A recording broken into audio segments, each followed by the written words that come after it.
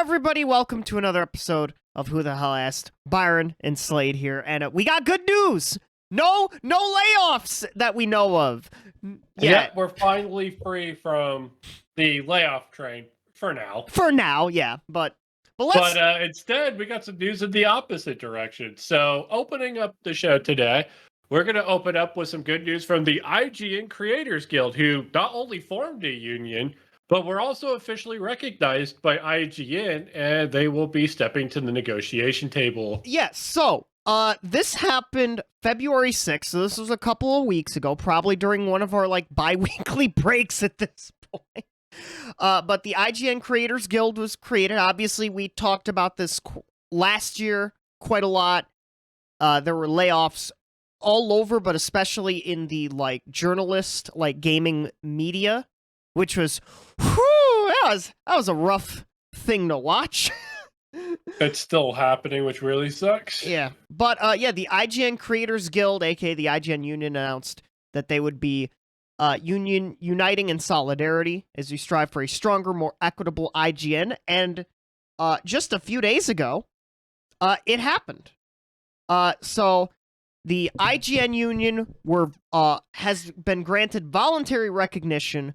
We're still working out the final composition of our union, but we are thrilled IGN came to the table and recognized us. Yeah, so this is the kind of response you want to see from companies. Obviously, nothing's been negotiated yet, so this isn't a complete win, but this is definitely a very good step in the right direction. Yeah, it's a start, and the fact that they did get recognized is only a great thing. Yeah, it's good to see that IGN didn't go all, oh, we're good, we don't recognize this union, we're bad, don't join you, they're bad, This, all that, gaslighting shit you see every other company in this country do. Yep.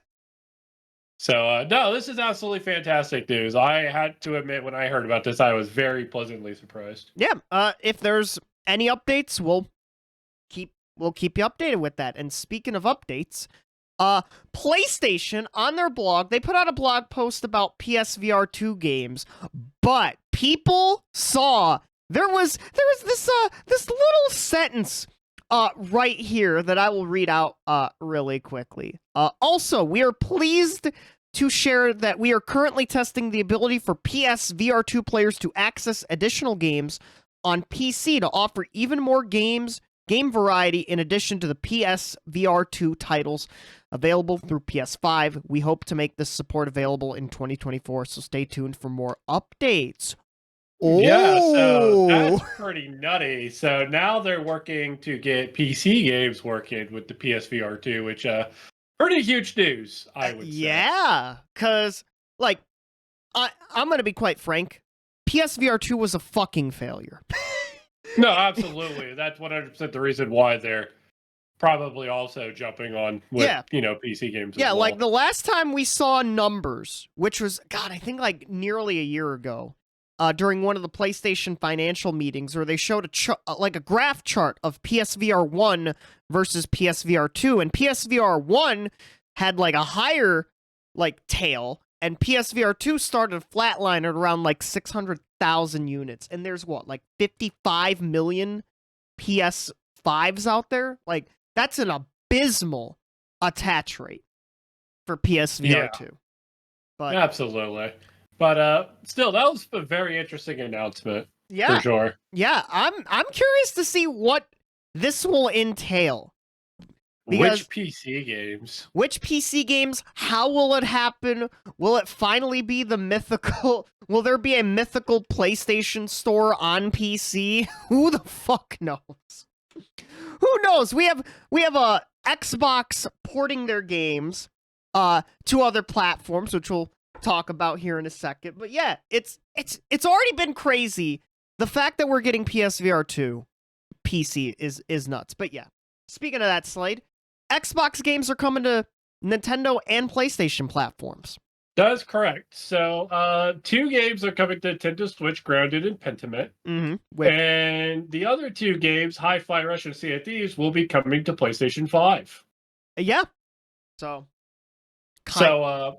So interesting. Pretty interesting lineup of games overall. I think I was kind of surprised to see that Hi-Fi Rush did make the Switch cut. Yeah. Byron kind of told me that it might be because the Switch probably just isn't capable of handling it, which makes a lot of sense. Yeah, and I think. yeah, and especially for like a rhythm-based like game where it's like all about like the timing, you want solid 60 FPS performance, and Tango, Bethesda, Microsoft probably figured we might not be able to get the performance that we want for this game on the Switch for people to be able to play it the best possible way.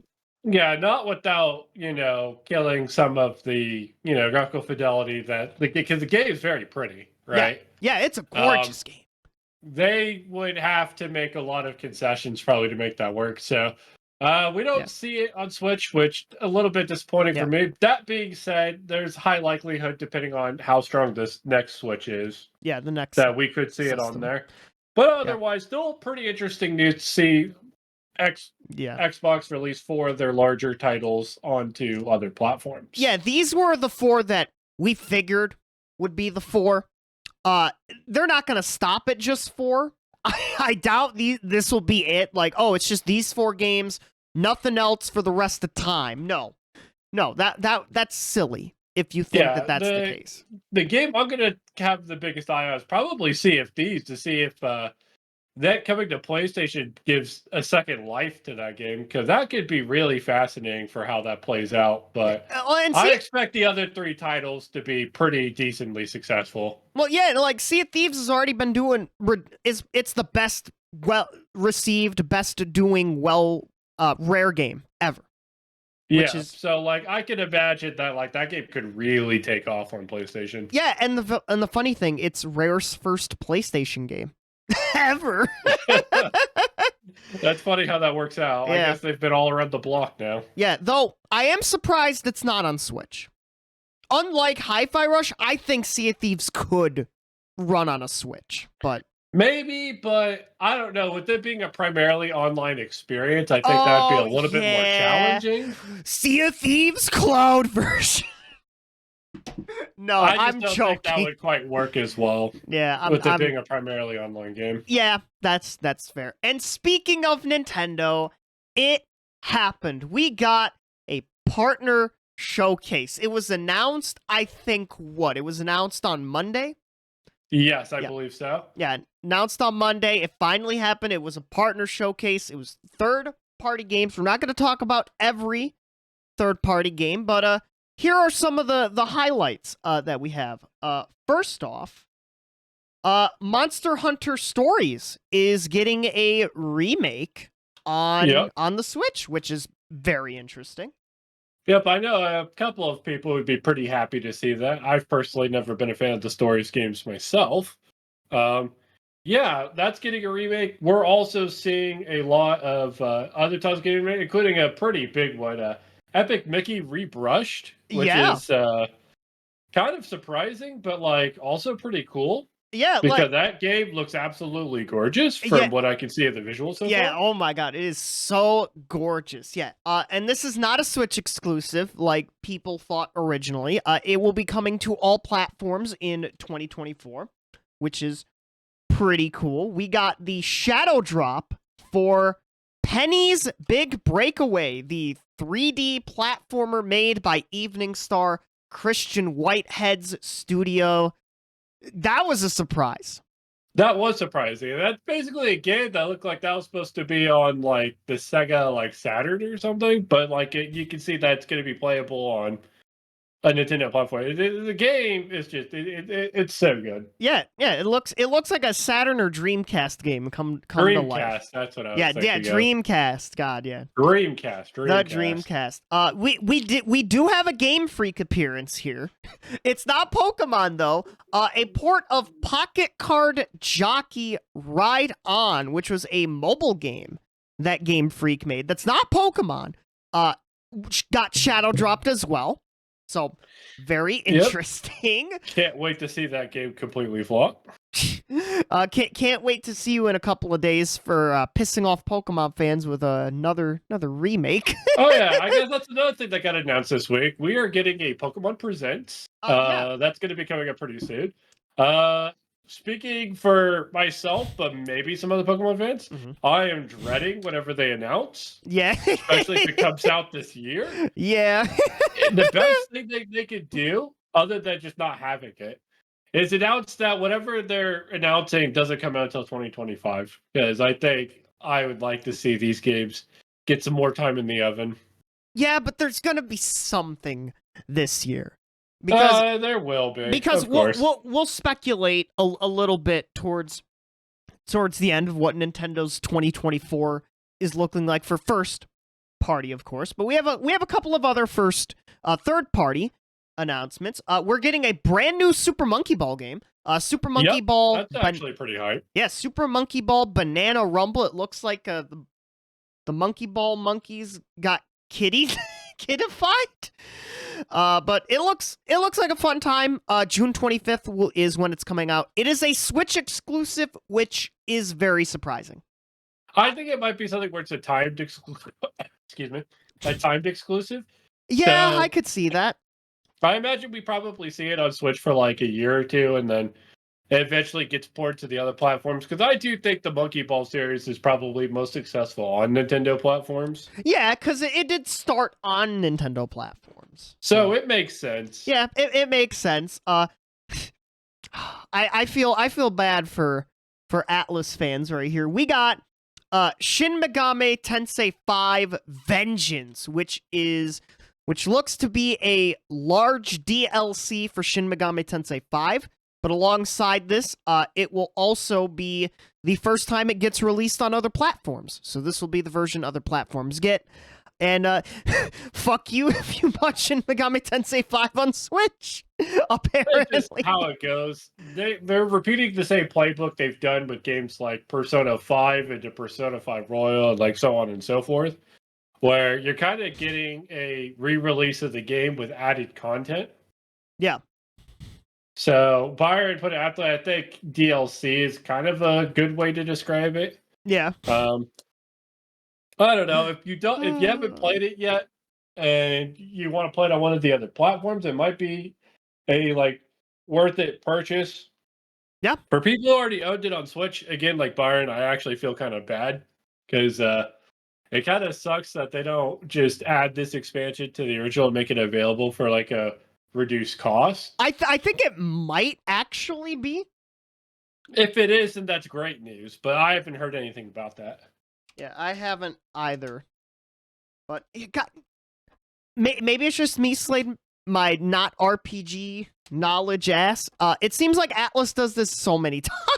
Yeah, this is their playbook for sure. This isn't anything new for the company. Oh lordy. Yeah, apparently, hearing reports of Shin Megami Tensei 5 Vengeance doubles the length of the original game, which sounds insane. Well, that is absolutely massive then. Yeah, god damn. Yeah, it wasn't Royal. I guess to circle back to Alice, wasn't Persona 5 Royal like a big piece of expansion for Persona 5, or am I wrong? It was. They added a whole new palace and then a month at the end of the calendar, which was roughly about a sixth of the original game, which updates that size are pretty massive because Persona 5 was already an 80-hour RPG. Yeah, good god. And that kicked it up to like 100 plus.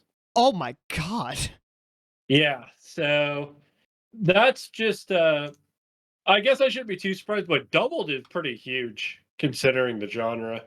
Yeah. So like I don't know. I'm gonna reserve judgment until I get like a full expansion. Like you see the entirety of the content before I'm like, okay, the fans got dunked on or not. Because this isn't new for Atlas. They've done like expansions for their games and re-released them like for almost every single game in their franchise. Yeah, that's crazy. But yeah, especially Persona. Yeah, this will be coming out June 21st. And we have our two final announcements, the two big announcements from the partner showcase. First off, we're getting rare games on NSO. We are getting RC Pro-Am, Snake Rattle and Roll for the NES, and we are getting Killer Instinct and Battletoads, and a Battletoads sequel for the Super Nintendo NSO, Yep. and then for the expansion pack, we are getting Blast Core. So, Yeah, super dope stuff there, Yeah. honestly. nice little NSO drop.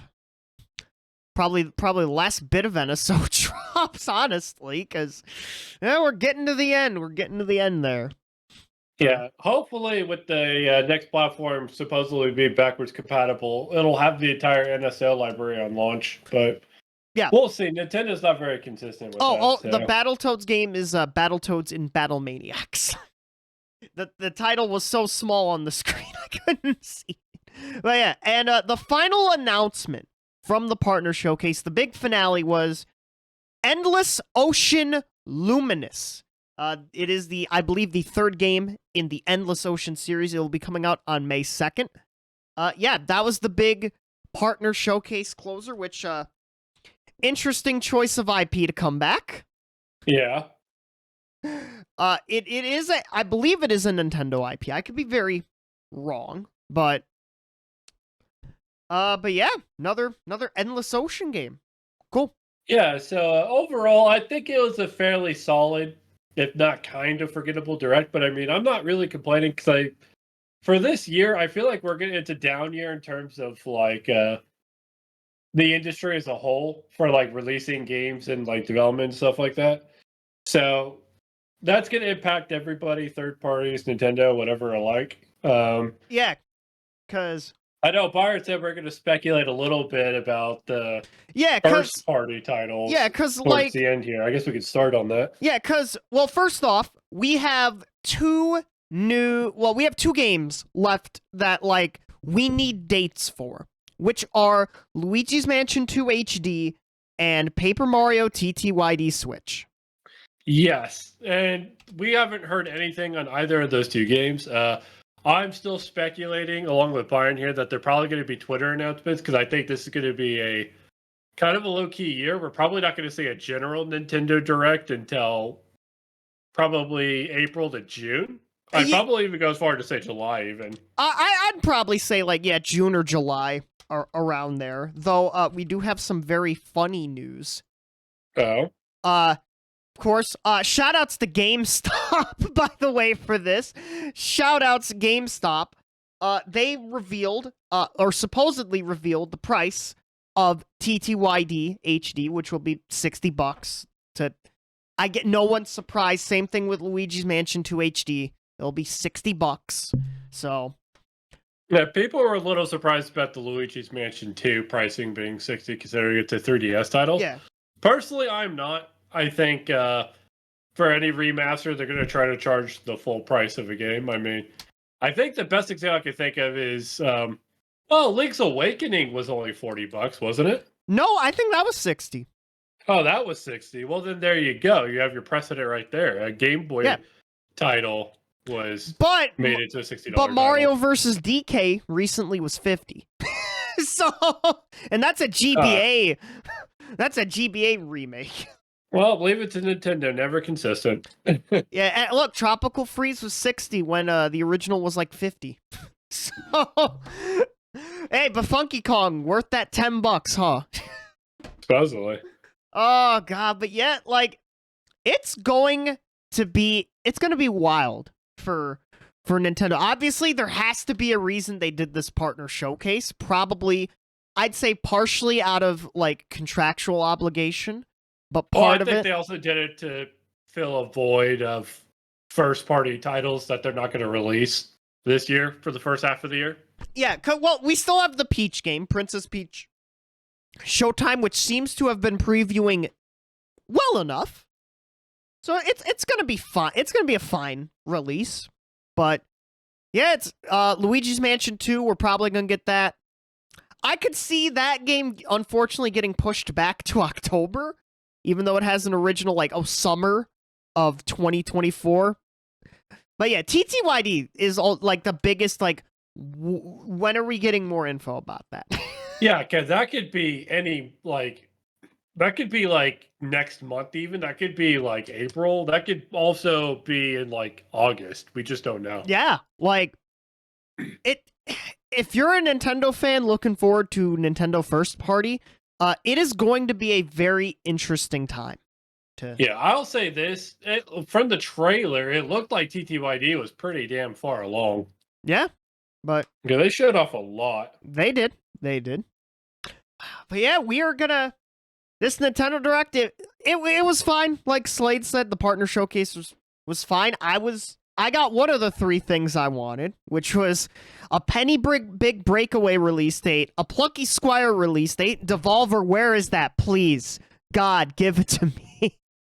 Or Bandai Namco could have been funny and announced Pac-Man World 2 repack like they did at the last partner showcase, which was in like August of 2022, where they announced Pac-Man World repack. But yeah, I think the only thing that I think people could ask for at really this point that we didn't get out of the partnership was maybe some more rare titles like Banjo-Tooie or Diddy Kong Racing. Yeah, actually. Yeah. I think those would really work. Yeah. For a presentation like this, but yeah, I was kind of surprised. Maybe they're holding them off for a first party presentation because, like, yes, Diddy Kong Racing is first party, but yeah, Diddy Kong Racing Banjo-Tooie would have made a lot of sense here too. Yeah, actually, maybe they're waiting for Switch 2 to be able to actually run Banjo-Tooie. Because if you don't know, that game ran like garbage on original hardware. Yeah, I don't think that'd be a problem on Switch or emulation, though. No, it shouldn't. I don't know. I guess we'll see. That's my funny theory crafting, but yeah, you're right. I am surprised we didn't see more rare NSO games, but yeah, it's gonna be an interesting year. PlayStation really potentially starting to lean more towards like Xbox, what they're doing with multi-platform releases, Xbox announcing their multi-platform releases just in a blog post, like what, the week after they did their podcast where they said, we're gonna give our developers the time to announce it, yet you announced 2 of them for the developers, you know? Well, I think those were probably already going to be announced. And here's the speculation, because apparently the rumor around the block is this Nintendo Direct got delayed because the Xbox games that are going to be on the platforms leaked, and everybody started freaking out. So Microsoft was like, okay, Nintendo, hold off on announcing those games on your Direct until we put out this fire. Which could make sense. It could, but that... I don't know. That seems kind of like fan fiction to me. That Xbox podcast was their shortest ever, and it was a nothing burger. Well, I also think that, like, they had that podcast in response to everybody freaking out. Yeah. It wasn't a planned podcast, to say the least. But, yeah, still surprised. It's like, Hi-Fi Rush and Sea of Thieves. Yeah, they're just... Yeah, fuck letting our developers say when. We're gonna say when. I just found that funny. It's like, they said, we're not gonna announce the games on this podcast, yet a week later, literally, like, they announced them. So I don't know. But anyways, we're looking forward to seeing, what happens. Like I said, like Byron said, it's going to be a very interesting year. But yeah, that's going to do for this episode. Please remember to like and subscribe to the channel. We appreciate everything you guys do for us. This has been Slade. This has been Byron. Ring those notification bells and set them to all. Hope you all have a good day. Good night and goodbye.